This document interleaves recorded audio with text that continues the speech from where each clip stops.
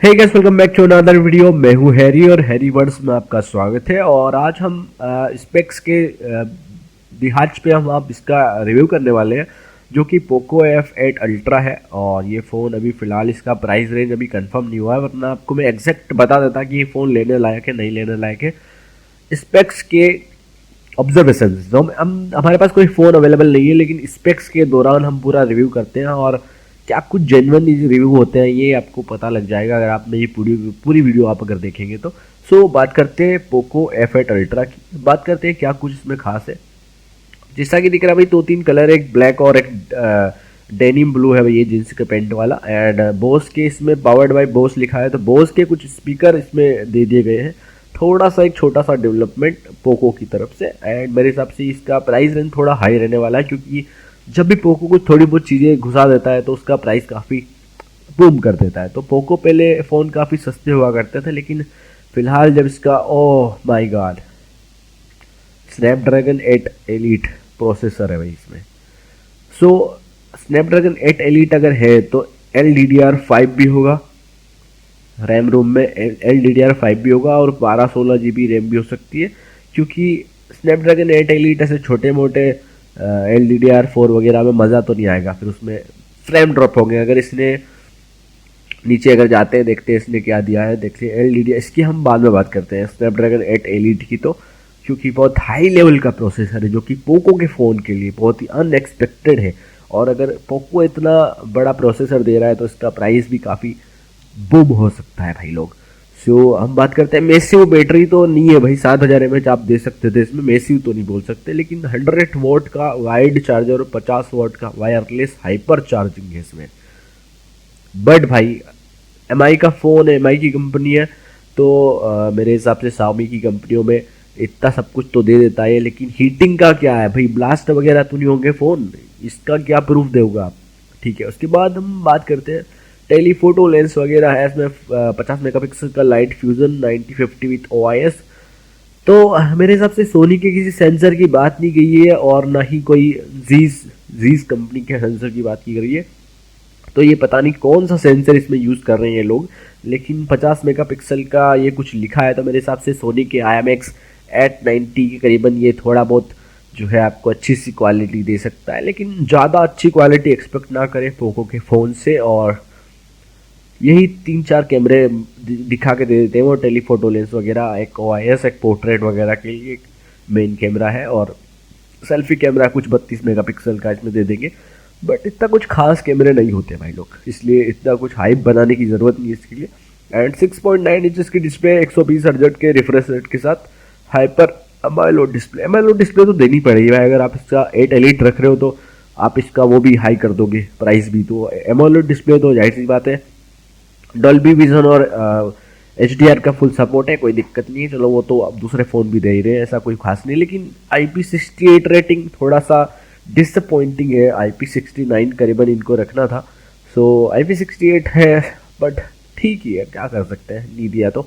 बाकी sound bye boss, बस ये एक चीज़ एक्स्ट्रा इसने, और स्टीरियो मतलब साउंड थोड़ा सा बूफर में ऐसा साउंड आता वैसा थोड़ा आया सकता है इसमें, क्योंकि स्पीकर इसके बोस के लगे, इसमें थोड़ा सा इनने कोलैब कर लिया होगा।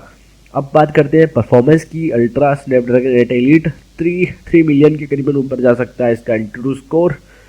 सो देखो, स्नैपड्रैगन 8 एलीट को तो इसमें वो नहीं किया जा सकता कुछ भी ब्लेम, क्योंकि बहुत ही तगड़ा है। देखिए, ये मैंने बोला था अल्ट्रा फास्ट LDDR5X रैम होगी इसकी, तो मेरे हिसाब से फ्रेम ड्रॉप नहीं देखने को मिलेंगे इसमें, पर असुनस जो बैटरी इसकी मेरे हिसाब से वो ड्रॉप होगी, क्योंकि भाई बैटरी को इतनी खास ये देंगे नहीं मेरे हिसाब से, क्योंकि कुछ ना कुछ कमियां ऐसे फोन्स में आपको मिलती है। मैंने आपको पहले भी वीडियोस में बोला है, 2 वीडियो में, कि भाई ऐसा होता है कि आप अगर किसी ऐसे कंपनी की फ़ोन लेते हो, ओप्पो पोको, तो इनमें क्या होता है कि आपको जो है कहीं ना कहीं थोड़ा कॉम्प्रोमाइज़ करना पड़ता है, क्योंकि ये फ़ोन्स पहले सस्ते फ़ोन लॉन्च करते हैं ये कंपनियां, और उसके बाद थोड़ी सी प्राइस रेंज बढ़ाते हैं, और इसमें अचानक से बड़े बड़े प्रोसेसर डाल देते हैं। बट उसमें फिर या तो कैमरा क्वालिटी कमज़ोर होती है, या कुछ बैटरी का इशू होता है, या फिर आपको हीटिंग का इशू मिलेगा, या फिर जो है LDDR5 की जगह LDDR4 मिलेगी, LDDR4, और प्रोसेसर कुछ 8 एलीट वगैरह डाल देंगे, तो बाद में फ्रेम ड्रॉप होते हैं भाई लोग। सो इसमें मेरे हिसाब से फ्रेम ड्रॉप तो नहीं होने वाला क्योंकि LDDR5 का सपोर्ट है, सो फ्रेम ड्रॉप नहीं होगा, बट बैटरी असूनस जैसे चलेगी वैसे ड्रॉप हो सकती है। ये एक एक्सपेक्ट मेरे हिसाब से मेरा कुछ अनुभव है जो आपको बताना चाह रहा हूँ। बाकी जो आप जानते हो वो आप जानते हो, ठीक है। बाकी इन फोन्स की मैं क्या ही बात कर सकता हूँ। अब आपको स्पेक्स बताते हैं पूरा कि स्नैपड्रैगन 8 एलिट जेन 5 का प्रोसेसर है, कोई बात नहीं। 3.6 गीगाहर्ट्ज़ बहुत बढ़िया प्रोसेसर है, कोई दिक्कत नहीं है। प्रोस एंड कॉन्स बताता हूँ आपको फटाफट से मैं। ये रैम रूम भी बहुत बढ़िया है, LDDR5X, ये दोनों चीज़ें प्रोसेसर एंड रैम स्टोरेज वगैरह सब बढ़िया है, कोई दिक्कत वाली बात नहीं है। अलग से आप इसमें कोई चिप विप नहीं लगा सकते क्योंकि ऑलरेडी 12 GB 16 GB का वेरिएंट मिल रहा है, तो कोई नहीं बनता ऐसा सेंस कि अलग से आप कोई चिप बिठा दे उसमें, मेमोरी कार्ड वगैरह कोई ज़रूरत नहीं है। स्टोरेज भी बढ़िया है, प्रोसेसर भी बढ़िया है, एंड इसकी डायमेंशन वगैरह ये भी सब बढ़िया है, कोई दिक्कत नहीं। डिस्प्ले भी बढ़िया है, आई केयर वगैरह सब कुछ, एमोलेड सब कुछ बढ़िया है। और रियर कैमरा थोड़ा सा डल है भाई, कैमरा एक वो है थोड़ा सा डाउन साइड कैमरा, एंड ठीक ठाक कैमरा मिल जाएगा, लेकिन इतना इतना बकवास कैमरा भी नहीं है, लेकिन ठीक ठाक कैमरा है। फ्रंट में भी आपको जो है ये सेल्फी में भी 4K 30 fps सपोर्ट करता है, इसलिए एक बढ़िया ऑप्शन ही हो सकता है।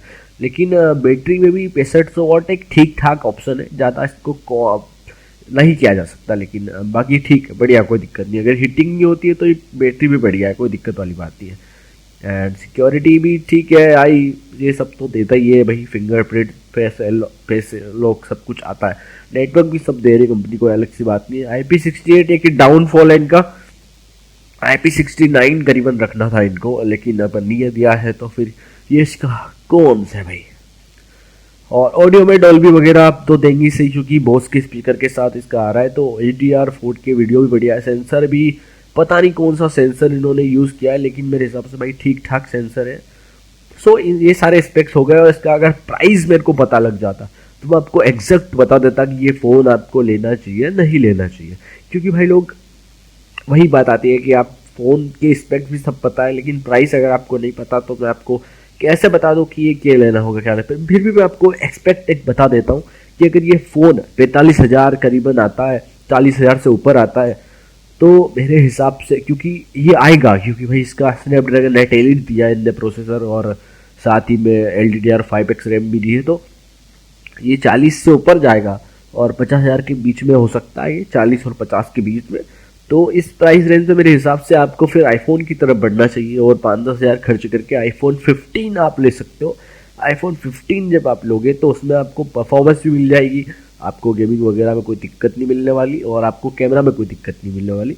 बैटरी थोड़ी मान सकते हैं उसकी भी थोड़ी सी कमज़ोर है, लेकिन मेरे हिसाब से भाई iPhone 15 एक बढ़िया ऑप्शन है, और आपका थोड़ा ऑरा भी बन जाता है उससे। तो iPhone एक ऑरा का संकेत है भाई, वो तो मान सकते हो आप। लेकिन पोको F8 अल्ट्रा अगर 40,000 से ऊपर है तो भाई मेरे हिसाब से कोई लेने की ज़रूरत नहीं है आप लोगों को। तो बाद में जब इसका प्राइस आएगा तो हम एक शॉर्ट वीडियो में अपलोड करेंगे। So subscribe the channel for more amazing reviews, और हम जेन्युइन रिव्यू देते हैं भाई लोग, इसलिए आपको अगर ये वीडियो अच्छी लगती है एंड तो सब्सक्राइब करें एंड लाइक करें, कमेंट करें। और क्या आपको ये सही लगी मेरी बातें, आप मेरे को कमेंट में बता सकते हैं। सो मच, धन्यवाद।